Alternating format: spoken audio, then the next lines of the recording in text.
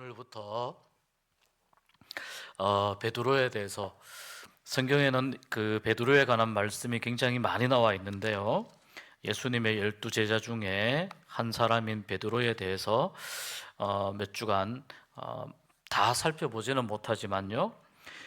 베드로의 실패, 또 베드로의 어떤 그 훈련, 신앙의 성장 과정, 또 베드로의 그 회복, 또 베드로의 그 이후의 사역, 이런 쪽을 중심으로 해서 좀 살펴보도록 하겠습니다.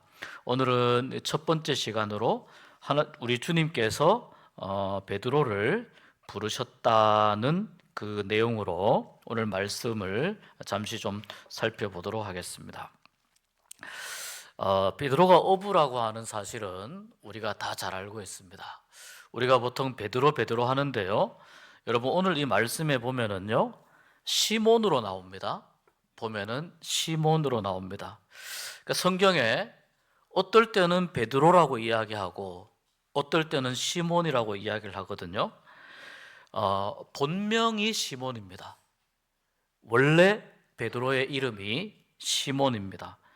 그럼 베드로는 무엇인가? 베드로는 그 반석이라는 뜻입니다. 반석이라는 뜻인데, 이 베드로는 그리스 말로 베드로입니다. 그리스 말로 베드로고요.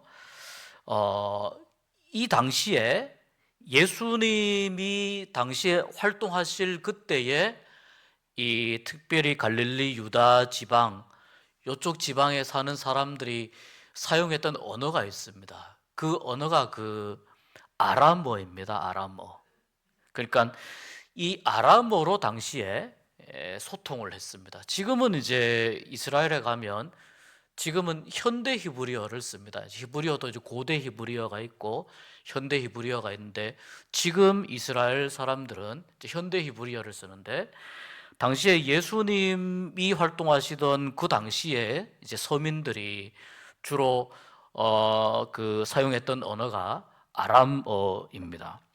그런데 그때 이 이스라엘의 상황을 보면은 이스라엘이 거의 사실은 주권을 이미 잃어버리다시피 한 상황이었습니다. 이미 그때 벌써 로마의 지배를 받고 있는 상황이기 때문에 이스라엘이 주권을 잃어버리다시피 했습니다. 로마는 어디입니까? 로마는 이탈리아 그 반도, 이탈리아 반도의 이탈리아의 수도잖아요. 그 다음에 그 이탈리아에서 조금 더 지중해 쪽으로 더 이쪽으로 오면은 그리스가 있지 않습니까? 그러니까 이제 이 당시에 로마의 군인들이 와서 로마어를 사용을 하고, 그 다음에 또 그 로마 이전의 제국이 헬라 제국이었기 때문에 이 로마가 지배했던 영토만큼 헬라 제국이 이 영토를 지배합니다. 지중해를 중심으로 아프리카 북부, 그 다음에 거의 서아시아 정도까지 아주 광대한 영토를 헬라 제국이 지배합니다. 그리스어는 헬라어예요. 그러니까 그 당시에 이 지역에 살던 사람들이 접할 수 있는 언어가 꽤 여러 언어가 되었었는데, 일반적으로 주로 일상생활에서 사용하는 언어는 아람어였다고 보고, 그래서 예수님도 아람어를 많이 사용을 하십니다. 그런데 유대인들이 성경을 보지 않습니까? 이때는 신약 성경이 없을 때니까, 구약 성경만 있을 때니까, 구약 성경은 히브리어로 기록이 되어 있거든요. 그러니까 유대인들은 히브리어도 알고 있는 유대인들이 꽤 많이 있었고, 예수님도 회당이나 이런 데 가셔서 가르치실 때에 그 구약 성경에 관한 말씀들을 인용을 하시고 읽으셨기 때문에 예수님도 히브리어를 어느 정도 알고 계셨을 겁니다. 어느 정도가 아니라 아주 잘 아셨을 겁니다. 그 다음에 로마 군인들이 우리가 이제 예수님의 그 십자가 죽음을 말씀을 통해서 우리가 배울 때에 예수님의 십자가 위에 빌라도가 나사렛 예수 유대인의 왕이라고 하는 그 명패를 다는데, 그 명패를 세 개의 언어로 달았죠. 아람말로 달고, 그 다음에 헬라말로 달고, 그 다음에 로마말로 달았죠. 세 개 말로, 히브리 말로 달고 이렇게 세 개의 언어로 달았죠. 그러니까 기록을 할 때는 히브리어가 사용이 되었었고, 대화하면서 일상 용어 가운데에는 아람말을 사용했다고 볼 수 있고, 그 다음에 로마 군인들이 주동했기 때문에 로마에서 사용하는 언어가 있었을 것이고, 또 이 헬라의 문화권의 영향을 받았기 때문에 이 그리스어를 사용을 했을 겁니다.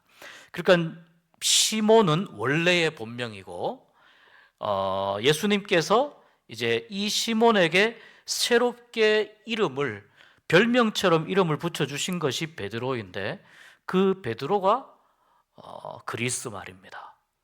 그리고 이 그리스 말로는 베드로지만 반석이라고 하는 뜻의 아람 말이 있을 거 아닙니까?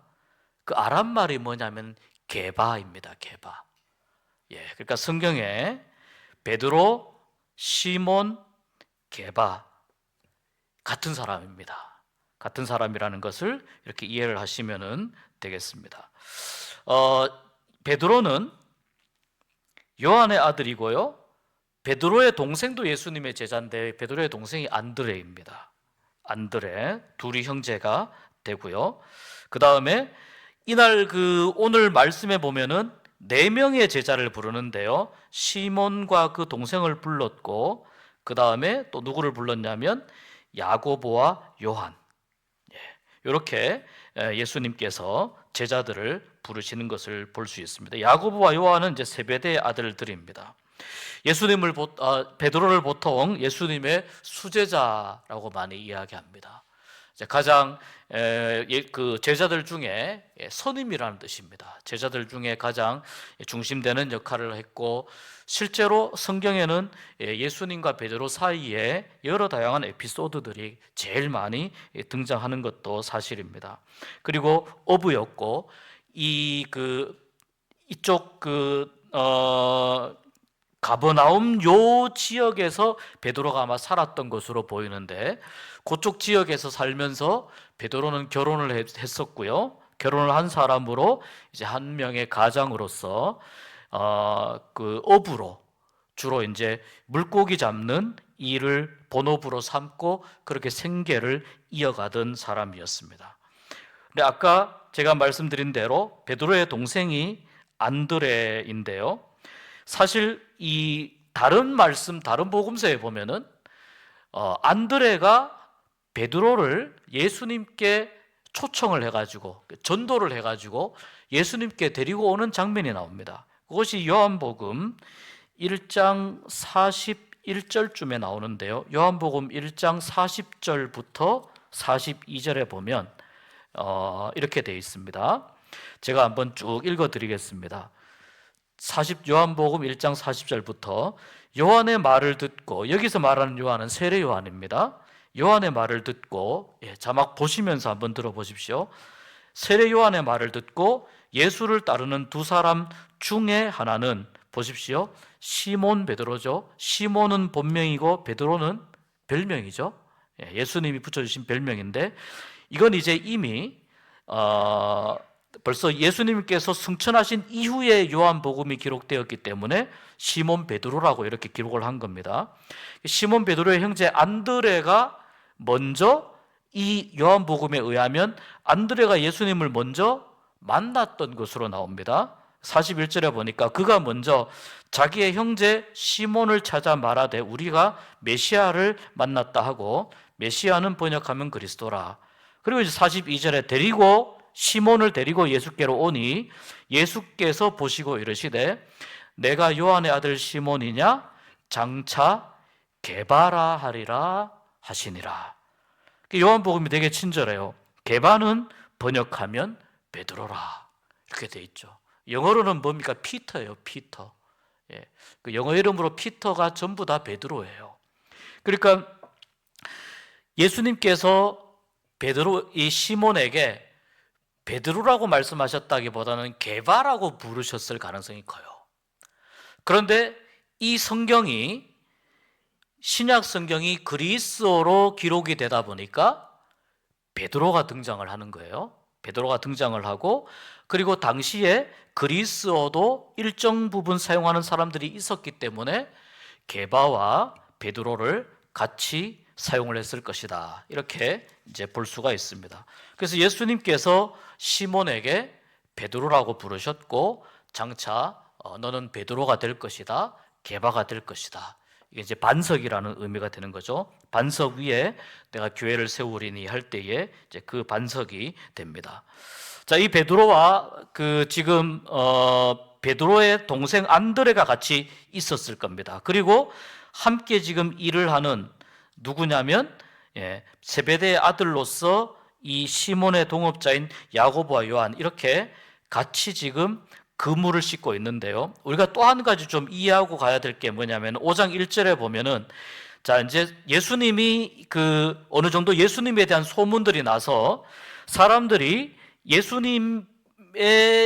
예수님에게 와서 그 말씀을 자꾸 듣고 싶어요. 예수님이 가르치시는 말씀이 워낙 권능이 있고, 또 지금까지 들어보지 못한 말씀이고, 또 일반 유대인 어떤 종교 지도자들의 가르침과는 완전히 다르면서도 성경을 완전히 꿰뚫는, 정말 성경에서 하는 이야기들을 그대로 주님이 술술 풀어서 아주 쉽게 말씀해 주시니까 사람들이 예수님께 하나님의 말씀을 자꾸 배우러 옵니다.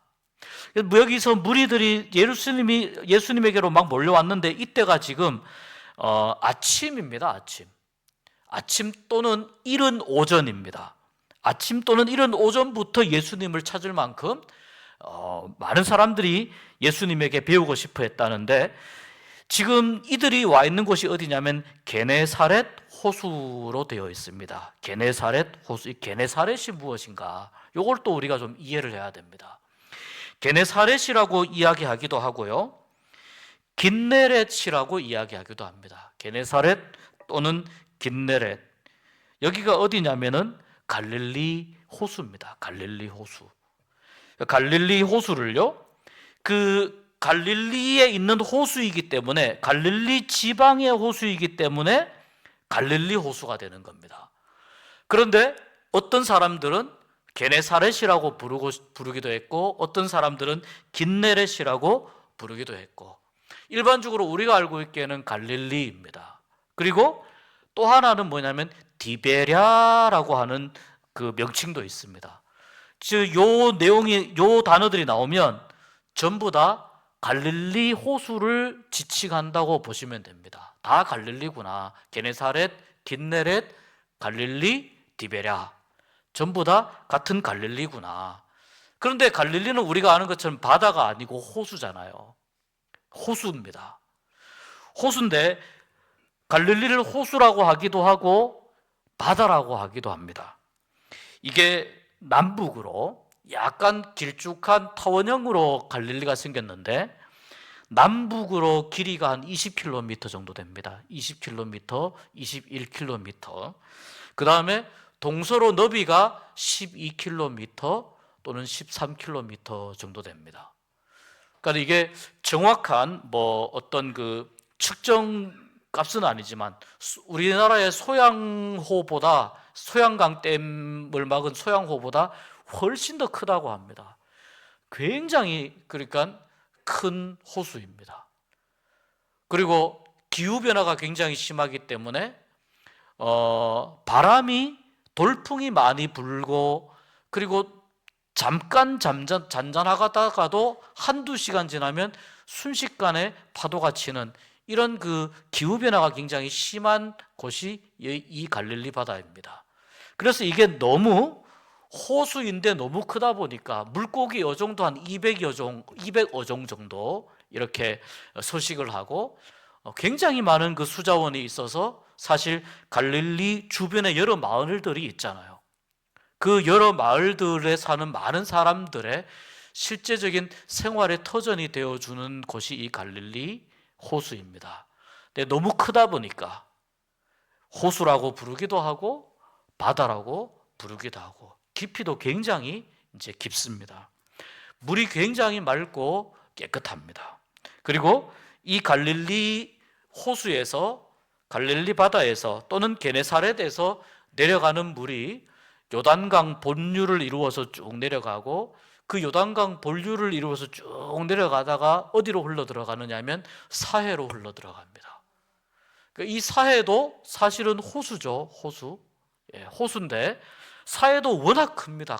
가보면은 이 사해가 남북으로 두 개로 나누어져 있는데 엄청나게 크기 때문에 그래서 염해 또는 사해 이렇게 이제 이야기를 하고 염분 농도가 굉장히 높은 곳이 이제 사해입니다. 그래서 사해에 가면은 아시겠지만 아무리 무거운 사람도 사해에 가면은 그냥 물 위에 몸을 던지면은 물이 그냥 뜨게 돼 있습니다.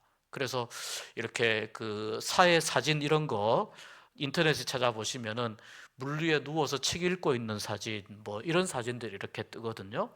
그래서 이제 너무 이게 미네랄이나 그다음에 이런 염분 농도들이 많기 때문에 이 사해에서 예를 들어 물속으로 잠수를 했을 때 눈을 뜨면은 실명할 수 있다고 합니다. 워낙에 염분과 미네랄 이런 그 물질들이 너무나 강하게 많이 함유되어 있기 때문에 그래서 그런 뭐 몇 가지 조심할 내용들. 그러니까 사해는 물을 어디로 다른 데로 흘러 보내는 데가 없이 거기에서는 이제 물이 계속 증발을 하게 됩니다. 증발을 하게 되고 갈릴리는 헐몬산에서 내려오는 그 맑은 물을 받아서 그 물을 중심으로 갈릴리 맑은 호수가 형성돼 있고 그렇게 이제 이스라엘에 말하자면 수자원이 이 남북으로 길쭉하게 남북으로 이렇게 쭉 구성이 되어 있습니다.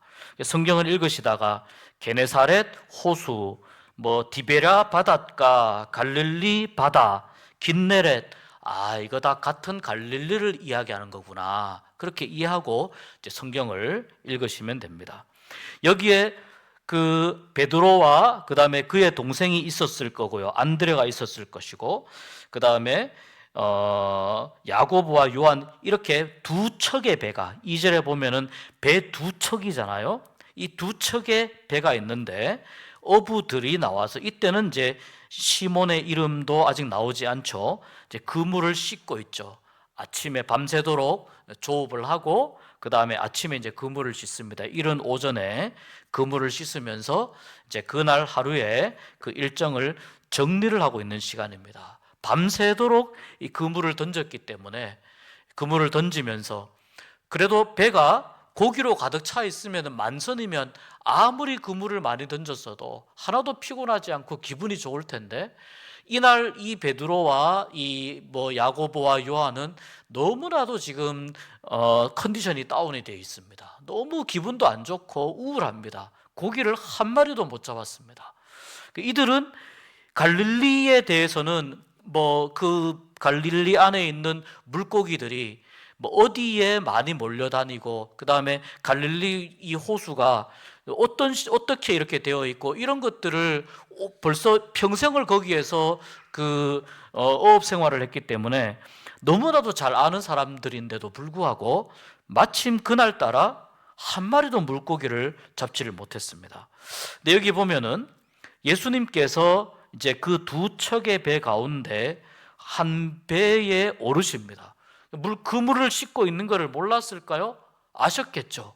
아시는데 한 배에 올라서 거기에서 조금 육지에서 좀 떨어져서 왜냐하면 사람들이 바닷가에 너무 많이 좀 몰려와가지고 예수님이 좀 거리를 두고 말씀하셔야 이 이야기가 사람들에게 이제 전달이 될 수 있으니까 조금 떨어져서 그렇게 먼저 이 시몬의 배에 탔으니까 시몬에게 먼저 그 부탁을 한 겁니다.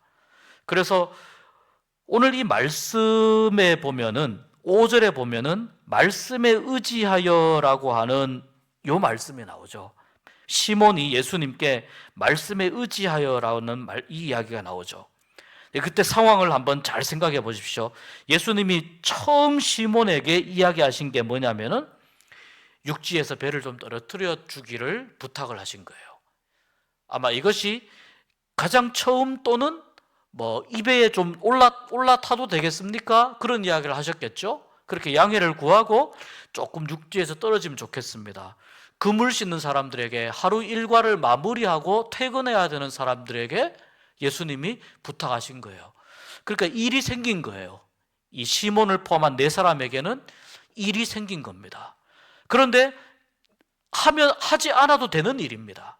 우리가 오늘 너무 피곤합니다 하고 아주 정중하게 사용을 하고 집으로 가도 됩니다. 그물을 다 씻고.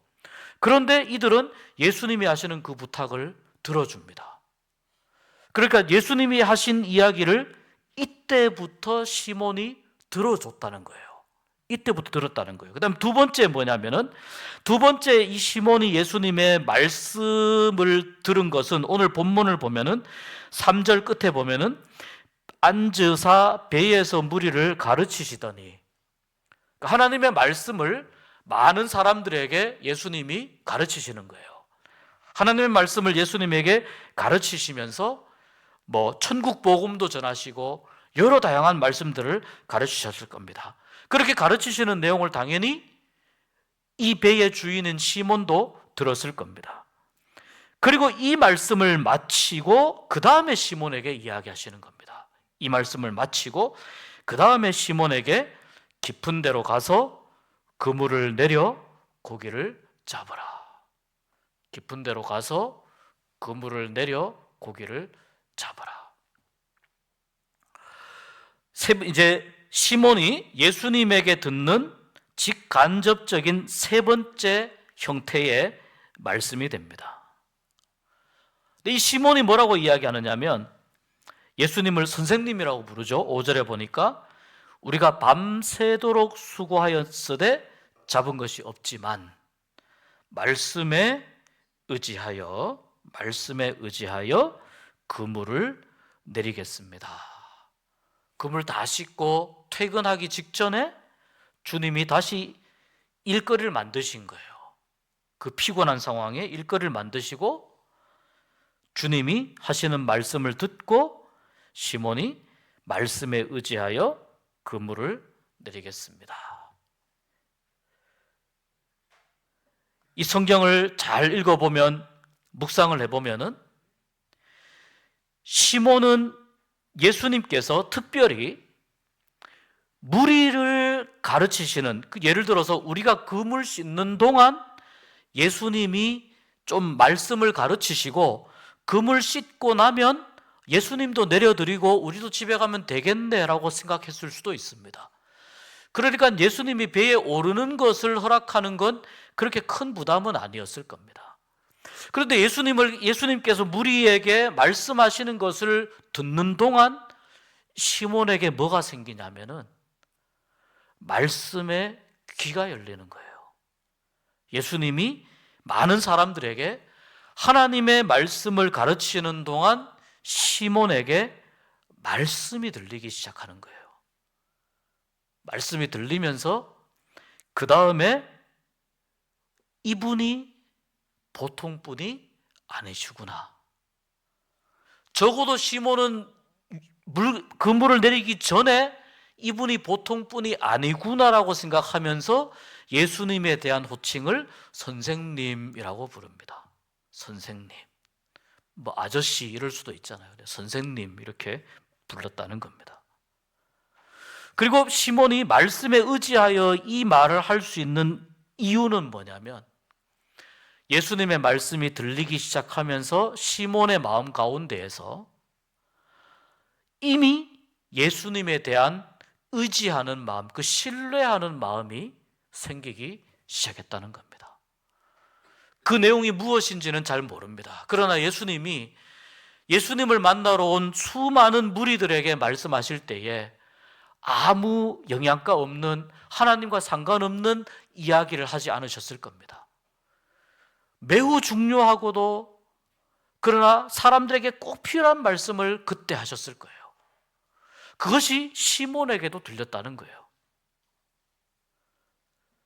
그래서 예수님의 말씀을 들으면서 예수님을 신뢰하고 예수님을 의지하고 예수님의 말씀을 믿고 싶은 믿음이 생기기 시작하는데, 그때 주님이 뭐라고 말씀하시냐면 깊은 데로 가서 그물을 내려 고기를 잡으라. 이 말의 이 해석을 보니까 물고기가 아주 깊은 데는 물론 그물의 종류에 따라 다르겠습니다만 아주 깊은 데는 물고기가 잘 모이지 않는다고 하더라고요. 이 물고기가 오종에 따라 다르겠습니다만 다니는 그 깊이가 있다고 하더라고요. 근데 그것이 아주 깊은 수면은 아니라는 겁니다. 그러니까 예수님께서 말씀하시는 깊은 데로 가서 그물을 내려 고기를 잡으라, 이 말은 시몬이 듣기에는 배를 타는 사람의 상식으로는 받아들이기가 어려운 이야기입니다. 받아들이기가 쉽지 않은 이야기입니다. 거기는 물고기가 안 보입니다. 물고기가 그 깊이에는 지나다니지 않습니다. 그리고 이미 밤새도록 물고기가 있을 만한 곳에는 그물을 다 던져봤잖아요. 그날만큼은 물고기가 안 잡혔다는 거예요. 그런데 이 시몬이 지금 예수님의 그 배 위에서의 말씀을 들으면서 예수님에 대한 그러한 신뢰하는 마음이 생기면서 이렇게 고백을 하는 거예요. 우리가 밤이 새도록 수고하였으되 잡은 것이 없지만은 말씀에 의지하여 그물을 내리겠습니다. 말씀에 의지하여. 여기서 시몬은 지금까지 내가 알고 있는 이 어부로서의 경험과 내가 알고 있는 물고기 잡는 모든 그런 노하우와 또 내가 알고 있는 이 갈릴리 바다의 이 지식과 이런 것들을 다 합쳐도 지금 이분이 예수님이 말씀하시는 내용에 미치지 못한다라는 생각을 가지게 된 겁니다. 내가 가지고 있는 이 많은 것들을 다, 내가 알고 있는 것을 다 모아도 예수님이 하시는 이 말씀에 비교될 수 없다라는 것을 시몬이 깨닫고 있습니다. 그것을 깨닫습니다. 두 번째 뭘 깨닫느냐면 예수님 말씀을 믿고 싶은 마음이 생기는 거예요. 여러분, 이게 되게 중요합니다. 예수님 말씀을 믿고 싶은, 성경 말씀도 그렇잖아요. 여기 보면 과학 상식이나 이런 걸로 보면은 얼마나 과학적으로 설명하기 어려운 내용들이 많이 있습니까? 근데 성경 말씀을, 교회 다니고 신앙생활 하다가 보면 성경 말씀을 믿고 싶어져야 되거든요. 그게 뭐냐면 말씀에 의지하여라고 하는 이 내용이에요.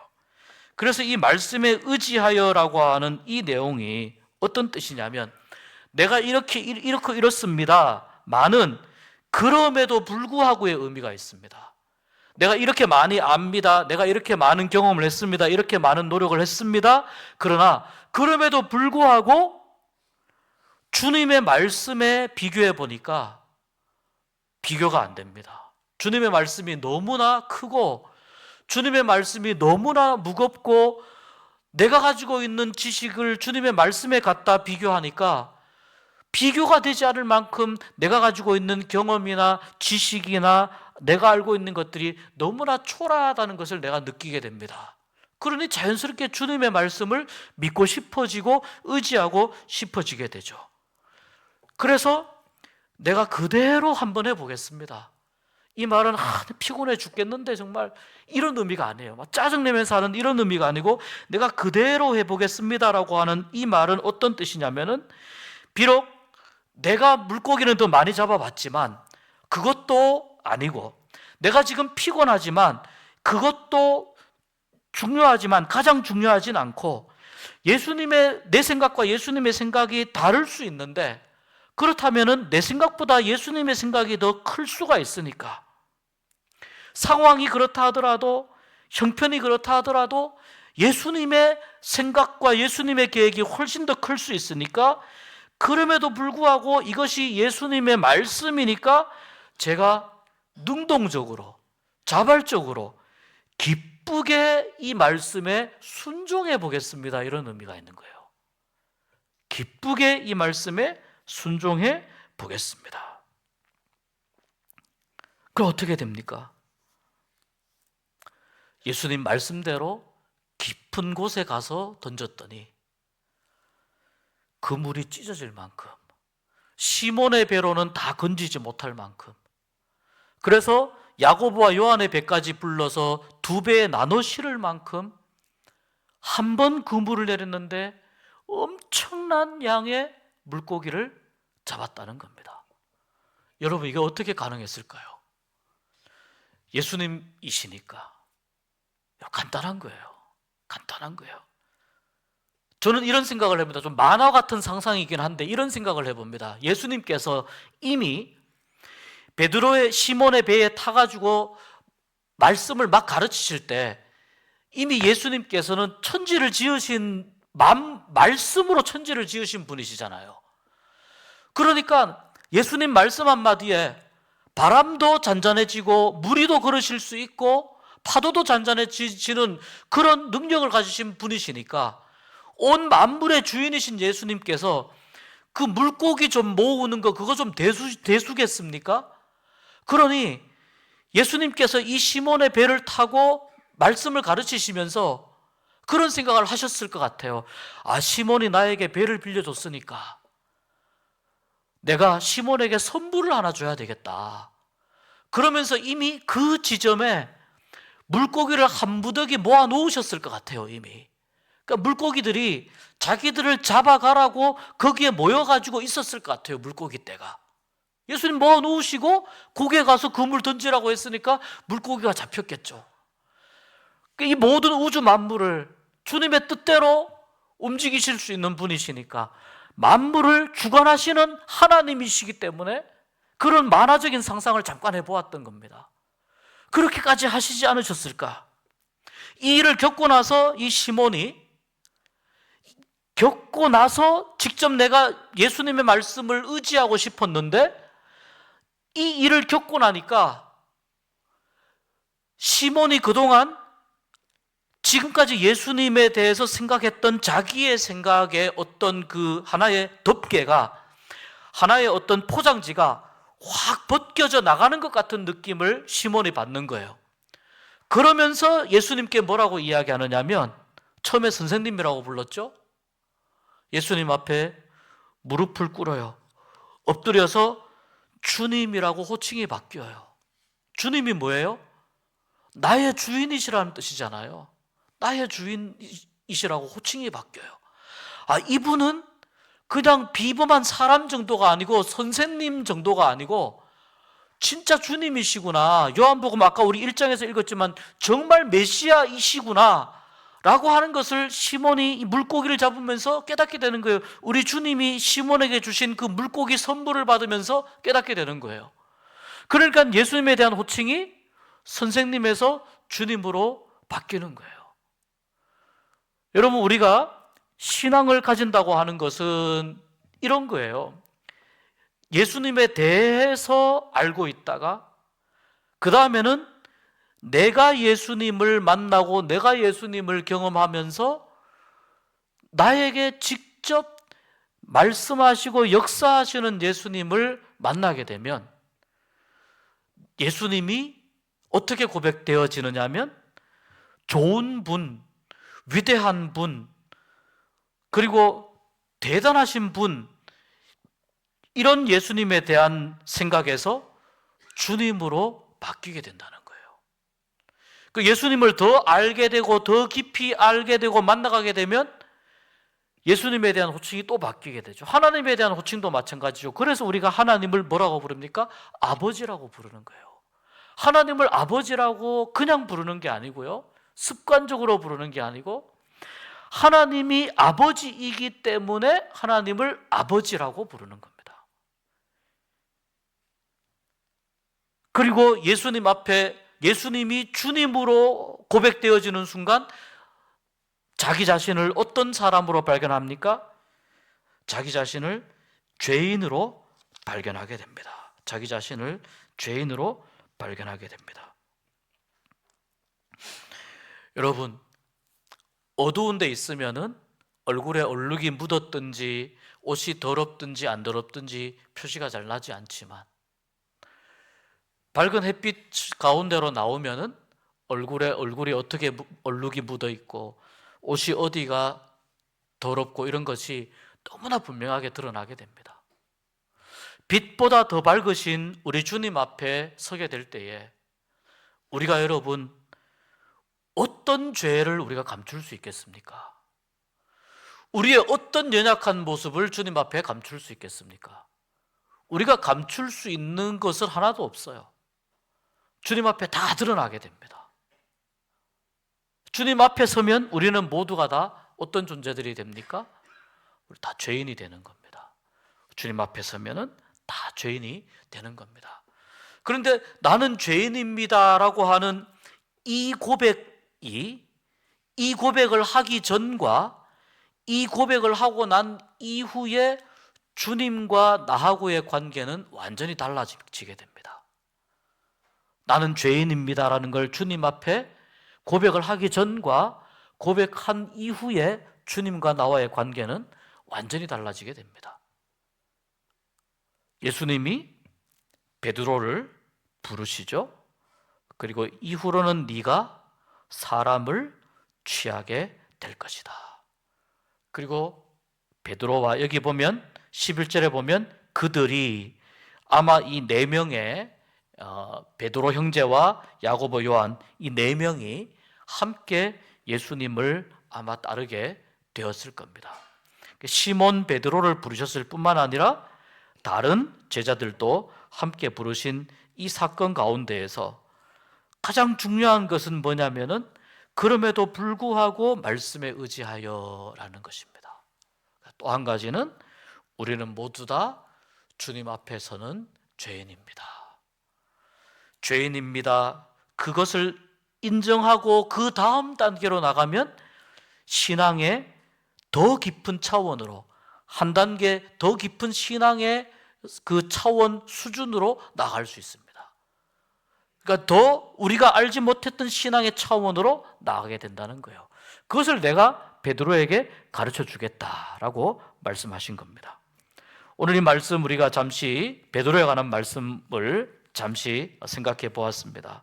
오늘 이 말씀을 통해서 여러분 우리가 예수님의 말씀을 우리가 생각할 때에 그럼에도 불구하고 말씀에 의지하여 순종하겠습니다. 이러한 믿음, 말씀을 의지하는 믿음을 가지게 하여 주시옵소서. 우리가 이렇게 기도했으면 좋겠습니다. 또 한 가지는 우리 모두는 다 죄인이지만 주님 앞에서 나의 죄인됨을 고백하고 인정하게 될 때에 우리 주님께서 우리를 더 주님 편으로 끌어당기신다는 것을 이 은혜를 우리가 생각하면서 주님 앞에 내가 죄인입니다. 그러나 주님 나를 불쌍히 여겨주시고 긍휼히 여겨주실 때에 나에게 은혜가 임하게 될 줄 믿습니다. 우리가 이러한 믿음으로 살아갈 수 있는 여러분 모두가 되시기를 주의 이름으로 축복합니다.